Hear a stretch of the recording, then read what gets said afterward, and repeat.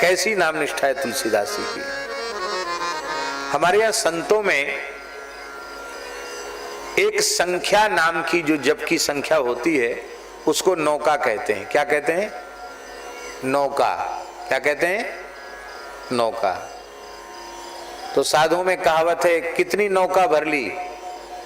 बोले ये एक नौका इन्होंने भर दी, इन्होंने 2 नौका भर दी नाम से, इन्होंने 3 नौका भर दी।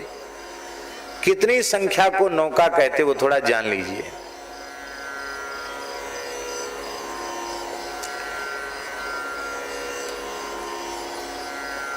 निन्यानवे करोड़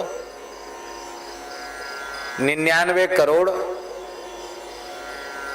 99 लाख 99,999। फिर से सुन लो, 99 करोड़ 99 लाख 99,999 की संख्या को एक नौका कहते हैं। ऐसे ऐसे नाम जापक इस देश में हुए जिन्होंने कई कई नौका भरी। और तुलसीदास जी ने राम नाम की 9 नौका भरी थी। कितनी?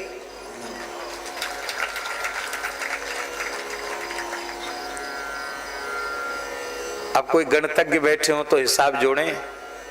99 करोड़ 99 लाख 99,999 को 9 गुना कर दो, कितना हुआ है? 9 अरब हो गया।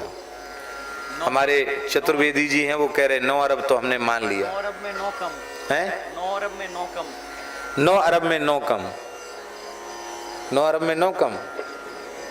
चलो देखो, हम तो गणित पढ़े नहीं, हम इनकी बात पर भी विश्वास करते हैं, इनकी बात पर भी करते हैं। हिसाब किताब जोड़ना आपका काम। सीधा सा जी कैसा पक्का है। 9 नौका तुलसीदास जी महाराज ने भरी और 9 नौका नाम जपने के बाद तब रामचरितमानस पर लेखनी चलाई, तब रामचरितमानस लिखा।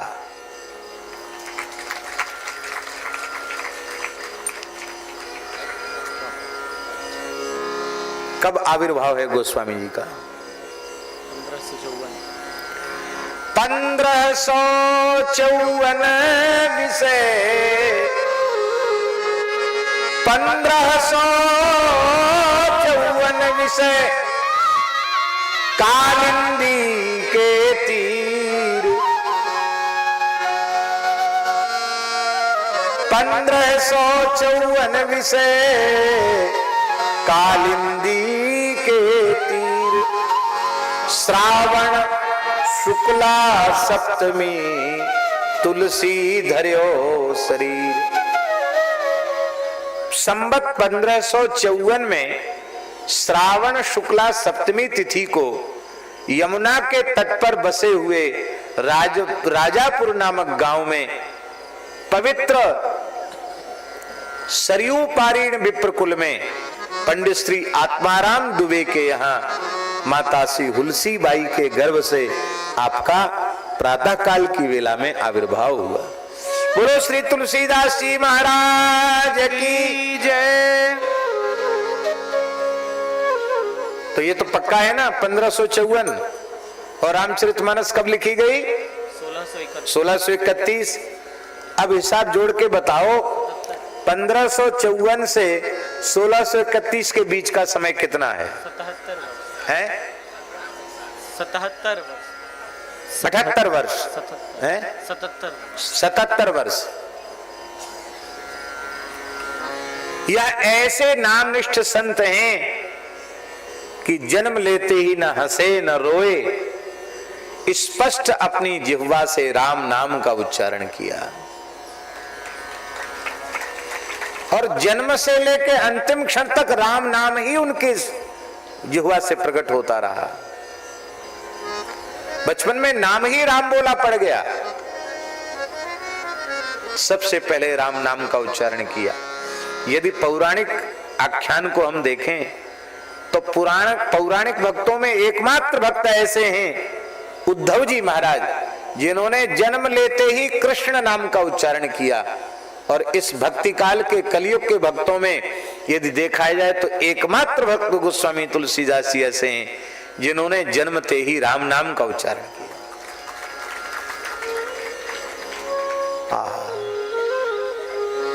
गोस्वामी जी ने स्वयं कहा भी है,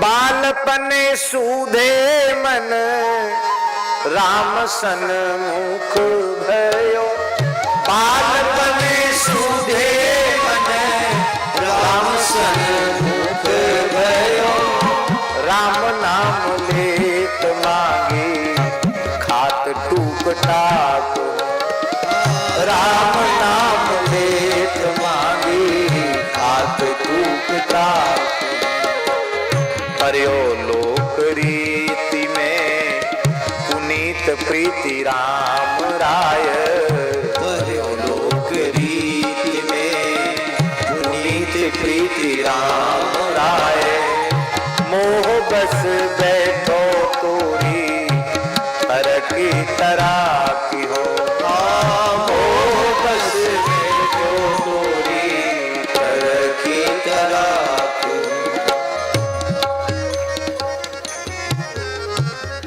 बचपन से ही भजन किया। रामचरितमानस के प्रणयन के पूर्व बहुत ध्यान से सुने, 6 अंगों के सहित षडंग वेद का आद्योपांत अध्ययन किया। संपूर्ण महाभारत 18 पुराणों का मूल पारायण तुलसीदास जी महाराज ने किया। महाराज जी कहते थे इसलिए संपूर्ण वेद, संपूर्ण वेदांग, महाभारत, वाल्मीकि रामायण और संपूर्ण 18 पुराणों के सूत्र रामचरितमानस में प्राप्त होते हैं, गोस्वामी तुलसीदास जी की 12 ग्रंथावली में प्राप्त होते हैं। भले ही भाषा ग्रंथ है, लेकिन क्या पांडित्य है गोस्वामी जी का। आहा, इतना तो अध्ययन किया उन्होंने। संपूर्ण भारतवर्ष के तीर्थों की 3 पैदल परिक्रमाएं की और 9 नौका राम नाम की भरी, लगभग 9 अरब राम नाम आपने लिया। इसके बाद भगवान शिव की आज्ञा से रामचरितमानस लिखा। आप लोग कहेंगे इतनी संख्या में कोई नाम कैसे जप सकता है?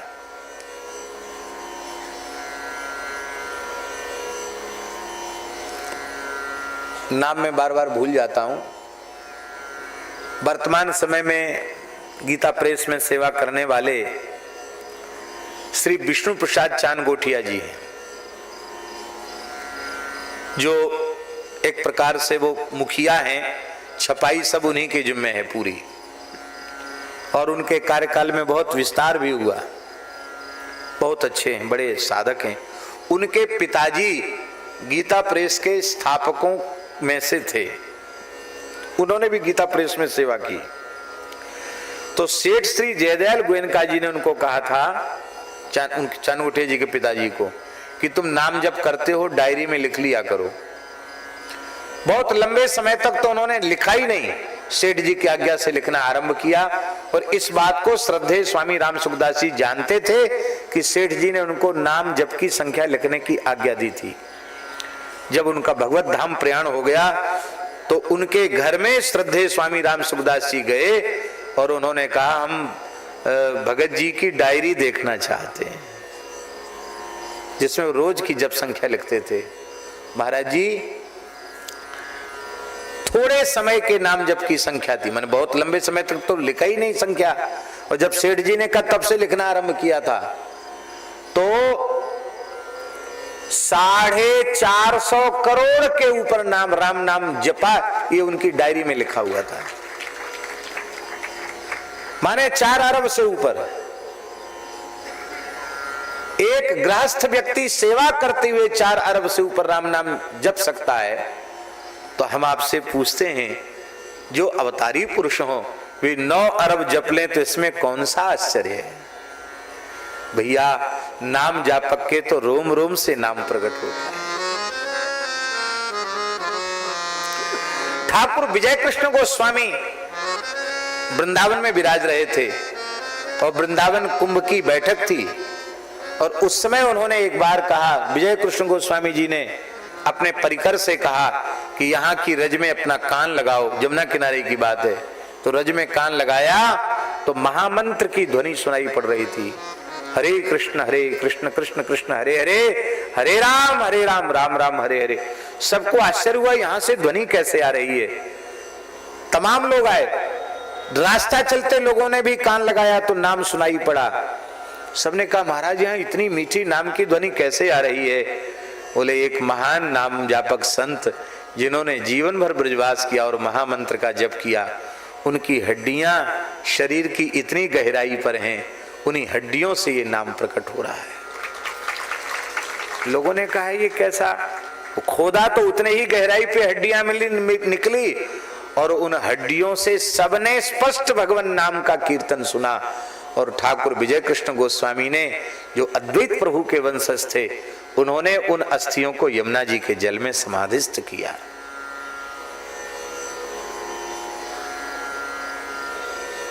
भैया जो लोग भजन से विमुख है उनकी बात तो अलग ही है, और नहीं तो रोम रोम हर ठोर से भाई, रंकार धुनी हो ये सदाई।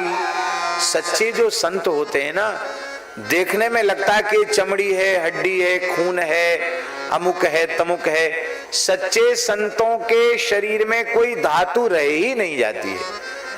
नख से सिख तक केवल और केवल श्री राम नाम ही लबालब भरा रहता है, कुछ नहीं उनके जीवन में होता है। मलुकदास जी महाराज विराज रहे थे गंगा किनारे कड़ा में। एक ग्वालिन संतों की सेवा करती थी, और उसका पति जो था वो बहुत दुष्ट था।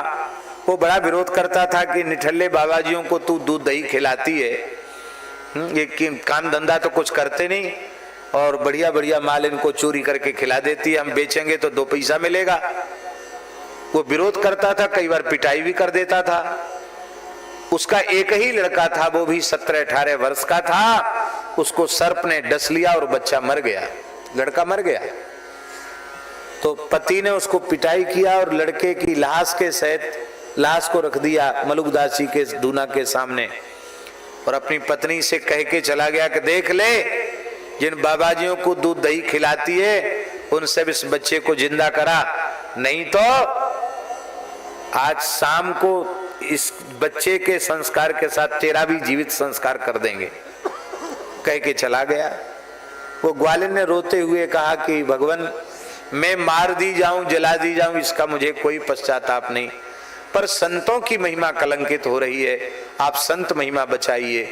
तब श्री मलुकदास जी ने अपने धूने का चिमटा उखाड़ा और चिमटी से, चिमटा जानते हैं ना, चिपिया हमारे यहाँ साधुओं में कहते हैं, उस चिपिया से अपनी तर्जनी उंगली में स्पर्श कराया और ऐसे उंगली को दबाया तो एक दिव्य अमृत बिंदु प्रकट हुआ, और वो जैसे उस बालक की नासिका में गया, जैसे सोया हुआ पुरुष जग जाए, ऐसे वह बालक जीवित होकर उठकर बैठ गया।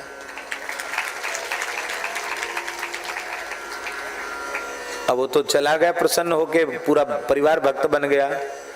तो एक अलख रामदास जी थे, मलुकदास जी के चेला थे, बड़े भोले थे। वो गुरुजी से सब पूछ लेते थे। उन्होंने कहा, गुरुजी ऐसी कैसी चीज आपके भीतर, ऐसे आपने दबाया हो, एक बूंद टपक गई और ये जीवित हो गया, आपके शरीर में से क्या निकला? तो श्री मलुकदास जी ने कहा, बेटा अलख रामदास, अब इस चोले में राम नाम के अमृत के अलावा और कुछ नहीं है। जो कुछ तुम देखते हो ये नहीं है, न हड्डी है, न चमड़ी है, न मांस है, न रक्त है, न मज्जा है, न बसा है, न मेदा है, न शुक्र है, केवल और केवल राम नाम है।